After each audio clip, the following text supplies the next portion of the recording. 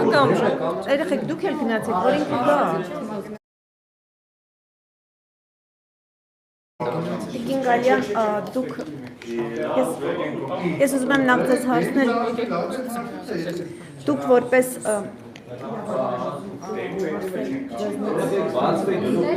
հարցի վերաբերյալ տեսակ է, մարդը, որը համարվում է պատգամավորի թեկնածու, կարող է արդյոք կամ որ դեպքում կարող է դատախազությունը նրան մեղադրանք առաջադրել առանց կենտրոնական ընտրական հանձնաժողովի համաձայնության։ Դուք որ հարցն ուղղում եք ինձ որպես իրավաբան, իրականում ստացվում է, որ ես պետք է փաստաբանություն անեմ կամ իրավական մեկնաբանություններ տամ որևէ մարմնի գործողությունների հետ կապված, ինչը ես չեմ ցանկանում անել։ Ես իրականում կարծում եմ, որ դատախազությունը կամ քննչական մարմինը process-ին շատ ավելի լավ է տիրապետում, որովհետև դա նրանց ամենօրյա աշխատանքն է եւ չեմ պատրաստվում որևէ մեկնաբանություն տալ նրանց աշխատանքի հետ կապված։ Ես բայց հարցնում եմ ոչ թե իրենց աշխատանքը մեկնաբանեք, այլ իրավական կարգավորումներով։ Ես կարող եմ իրավապահ մարմին այդպիսի բան անել, եւ կարող է թե չի կարող։ Չեմ հիշում իրավական կարգավորումները, անկեղծ ասեմ, բայց մեկնաբանել աշխատանքը չեմ պատրաստ։ Իսկ Տիկին Գալյան, երեք դուք քաղաքացիական պայմանագրի վարչության նիստին եք մասնակցում, հնարավոր է սահմանադրության հարցներ օրակարգում քննարկման թեման, եթե այո կարող եք մանրամասներ ներկայացնել։ Այո, քննարկում էինք, թե երբ կյանքի կոչենք մեր հանձնառությունը, որը ստանձնել ենք նաև նախընտրական գործընթացի շրջանակներում եւ երբ հրապարակենք սահմանադրության տեքստը։ Մանդատների բաշխվածությամբ, եթե խնդրում ես չավարտեցի միտքը, ներողություն եմ խնդրում։ Որպես շարունակություն եմ Բայց չավարտեց, գիտեք։ Արդեն մոռացա ինչ էի ասում։ Երեք քննարկում էինք, թե երբ Տիկին Գալյան, որովհետև խոսում եք, որ միջև ընտրություններ պետք է ներկայացվեր, հետո ժամկետների փաստեն փոփոխություն եղավ եւ տարբեր մեկնաբանություններ եղավ, որ այդ կերպ նաեւ փաստորեն խուսափել եք, որովհետև կարող է ժողովրդի զայրույթ առաջացնել, օգուտ չլինի ԿՊ-ին եւ դա է պատճառը։ Երեք քննարկել ենք սահմանադրության տեքստը հրապարակելու հետ կապված հարցը եւ կարծում եմ, որ առաջիկայում ամբողջացնելուց հետո ինչու եմ այսպես ասում, որովհետեւ սպասում ենք մեր որոշ գործընկերների կողմից ուղարկվելի կարծիքներին, մեզ 1 կամ 2 շաբաթ պետք կգա, որպեսզի այդ կարծիքները հավաքենք, ամբողջացնենք, եւս 1 կամ 2 քննարկում կունենանք եւ կորոշենք պատրաստ ենք հրապարակել, թե ոչ։ Բայց մենք ձեր հարցի հետ կապված, որը վերաբերում է ինչու չեք հրապարակել նախկինում, ես բազմաթիվ անգամներ առիթ եմ ունեցել այս մասին խոսելու, ասել եմ, որ տեքստը պատրաստ չէ, որովհետև մեր մի շարք գործընկերներ չեն հասցրել ուղղակի դիտարկումներ ներկայացնել, եւ սա միանձնյա որոշում չէ հրապարակել կամ չհրապարակելը։ Որոշել ենք չհրապարակել, չենք հրապարակել, կորոշենք հրապարակել, կհրապարակենք, սա է իմ պատասխանը։ Գալյանի հարցը էլի 61 մանդատ ունենալու դեպքում փաստորեն իշխանությունը չի կարողանալու սահմանադրական փոփոխություններ իրականացնել եւ հանրակրվեի դնել սահմանադրական փոփոխությունները ինչպես է այդ դեպքում սահմանադրական փոփոխություն նախաձեռնելու։ Իսկ հիմա քանի մանդատ ունի իշխանությունը։ Եթե հարցը այն է, եթե դուք նկատի ունեք իրավիճակ է փոխվել այդ առումով, ես ձեզ կասեմ, որ իրավիճակ չի փոխվել, որովհետև այսօր էլ իշխանությունը չունի սահմանադրական մեծամասնություն։ Ինչու այդ հարցը նախկինում չի ծագել։ Մենք ասել ենք, որ մեր օրակարգում հեղափոխությունից հետո եղել է սահմանադրությունը փոփոխելը եւ դա եղել է քաղաքական հանձնառություն, ինչը մենք ստանձնել ենք եւ պատրաստ ենք եղել ի կատար ածել։ Նոր սահմանադրության տեքստը հրապարակելը եւ հանրության հետ քննարկելը մեր քաղաքական հանձնառության մի մասն է։ Թե ինչ կլինի դրանից հետո ժամանակը ցույց կտա։ Նիկոլ Փաշինյանը ասում է մինչադրությունները մի վարքյանել է հարցի հետ կապված, որ եթե ԿՊ-ն չունենա սահմանադրական մեծամասնություն, պատերազմ կլինի սեպտեմբերին։ Հիմա ԿՊ-ն չունի մեծամասնություն սահմանադրական, դա ենթադրում է, որ մենք պիտի պատրաստվենք պատերազմի։ Եվ հիմա ամեն ինչ անում ենք, որ այդպես չլինի։ Այսինքն ինչ եք անելու, եթե ձայների հաշվարկի օգուտ ԿՊ-ի չի։ Ինչ առումով սահմանադրական մեծամասնության տեսանկյունից։ Դե ես ձեզ նույն բանն եմ ասում եմ, որ հիմա էլ չունենք սահմանադրական մեծամասնություն, բայց ձեր հարցի պատասխանը ժամանակն է։ Ժամանակը ցույց կտա, թե ինչ կլինի։ Մենք մեր աշխատանքը կկատարենք, հանրային պահանջի մեծությունը կչափեն նաև մեր գործընկերները, որոնք այսօր մտածում են ընդդիմադիր գործընկերների նկատի ունեմ ապագայում, եթե կորոշեն վերցնել մանդատը, կչափեն նաև հանրային պահանջը իրենք եւ կկայացնեն կամ մենք բոլորս կկայացնենք համապատասխան որոշում։ Նախարարություններ եկել դուք արդեն երրորդ անգամ եք հարց տալի։ Տիկին Գալյան Ֆակտոր TV-ին տեղեկություններ ունի, որ արդեն 24 օր հացադուլ իրականացնող Արթուր Օսիպյանը պահվում է անմարդկային պայմաններում, այն խուցը, որտեղ նա գտնվում է, մեղմ ասած անմխիթար վիճակում է, բորբոսած խոնավ պատեր, որտեղ նույնիսկ առողջ մարդը կարող է առողջական խնդիրներ ձեռք բերել, ել չասած 24 օր հաց չկերած եւ հյուծված անձը, դուք սա ինչպես եք մեկնաբանում, դուք որպես արդարադատության նախարար եւ ուժի ներկայացուցիչ, որը եվրոպական ստանդարտների է ձգտում, արդյոք սա նորմալ եք համարում եւ ինչ գնահատական ունեք այս իրավիճակին։ Նախ դուք հարցադրում չտվեցիք եւ պնդում արեցիք, որ կոնկրետ անձը պահվում է ինչ որ անմխիթար պայմաններում։ Մեր կապ չունի, որ հարկում է պահվում, մեր քրեակատվական հիմնարկների պայմաններն այնպիսին են, ինչպիսին են, բայց մենք շարունակաբար դրանք բարելավում ենք։ Արթուր Օսիպյանի առողջական վիճակը գնահատվում է կայուն։ Ես ամեն օր օպերատիվ կարգով տեղեկություններ եմ ստանում նրա առողջական վիճակի մասին։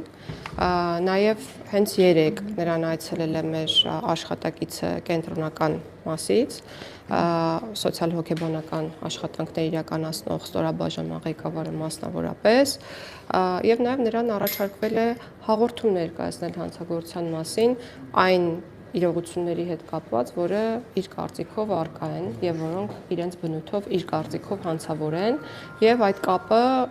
իրավասու մարմինների, մասնավորապես քրչական մարմինների հետ ապահովվել է մեր կողմից։ Այսինքն մենք ամեն ինչ անում ենք, որ անձի բոլոր իրավունքները, այդ թվում օրինակ հացադուլի իրավունքը պատշաճ ապահովի, նրան տրամադրվում է զբոսանքը իրեն հասանելի եւ ամեն ինչ արվում է, այսինքն տեսակցությունները հարազատների հետ եւ ոչ մի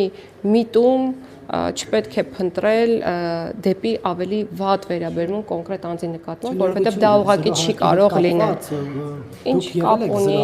ես բոլոր հարկերում եղել եմ։ Ես 16 թվականին որոշում էր կայացվել, որ այդ 0 հարկերը այլևս չեն օգտագործվելու, շատ վատ պայմաններով սենյակ։ Որևէ հարկի հետ կապված որևէ խնդիր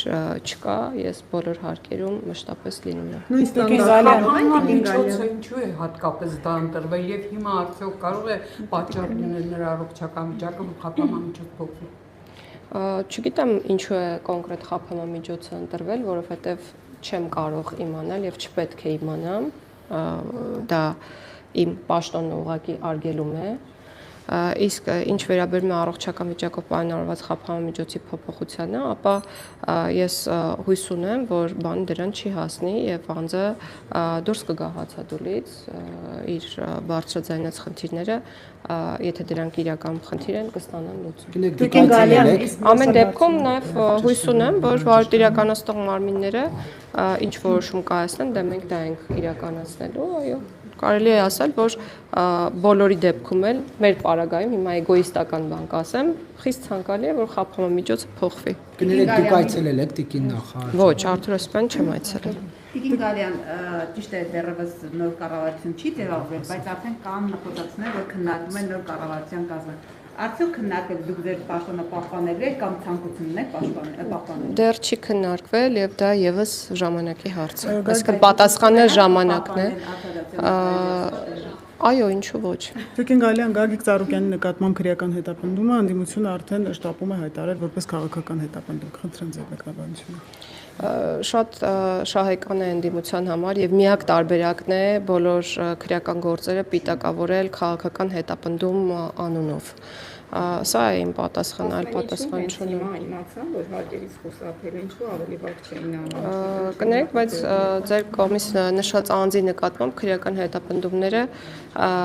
եղել են եւ քրեական գործեր նրա վերաբերյալ եղել են այս բոլոր տարիների ընթացքում դատական process-ներ են եղել եւ կան, այդ թվում եւ ապօրինի ծագում ունեցող գույքի բռնագծման համատեքստում։ Ամեն դեպքում 3 վարչության նիստում քննարկել եք, այո, դուք ճիշտ եք, 2/3-ի պատգամավորների թիվը իշխանությունը չի ունեցել նաեւ այս գործող խորհրդարանում, բայց ամեն դեպքում քննարկվում է